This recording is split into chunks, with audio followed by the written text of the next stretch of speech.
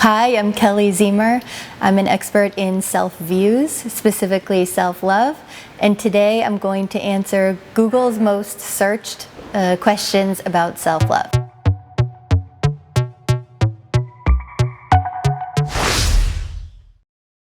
So the first question from most asked Google, what does hashtag self-love mean?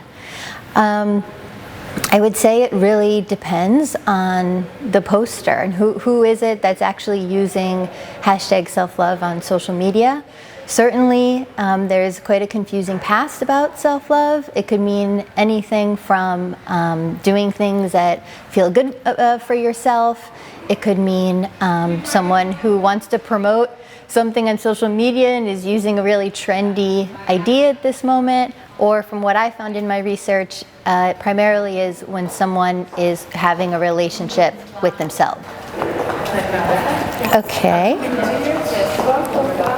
The second question is, why is hashtag self-love important?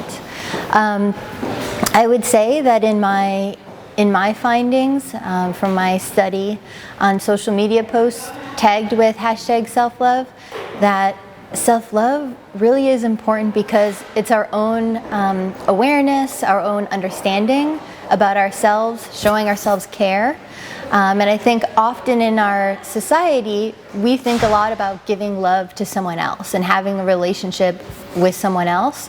But self-love is important because it really is a way for us to fill ourselves up with kindness, awareness of our own process, so that we actually can connect better with other people.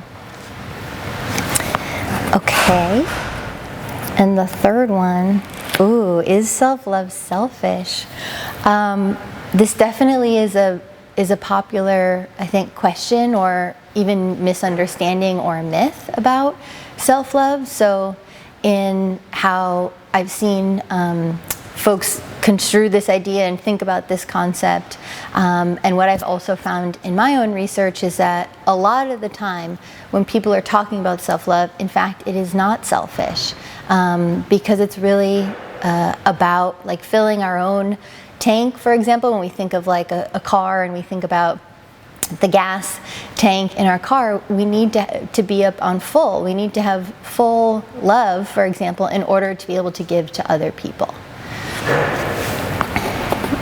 And what is this fourth question? How can I How can I differentiate between self-love and narcissism? I like this question.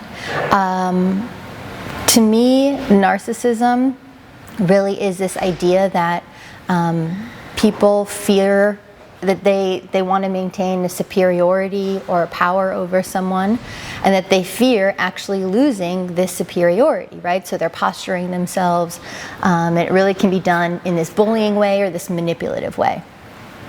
Self-love, on the other hand, really is not that at all.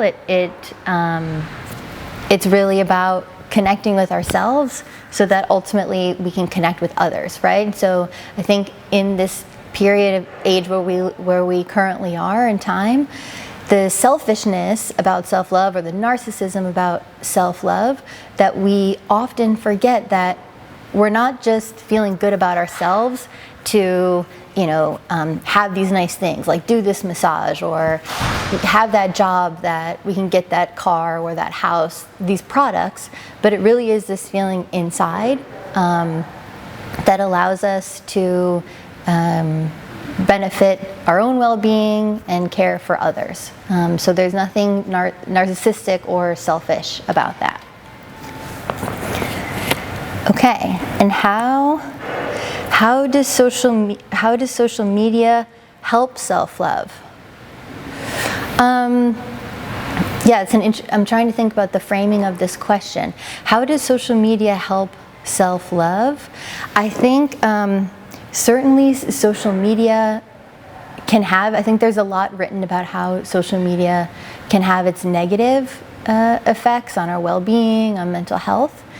At the same time, social media can be really helpful in terms of sharing content about ideas about our own well-being, where people can be writing about their experiences with self-love. For example, in my social media posts in my study, people really were being really honest about their process of self-love, their hardships, their setbacks, and also the resilience that came from really understanding themselves.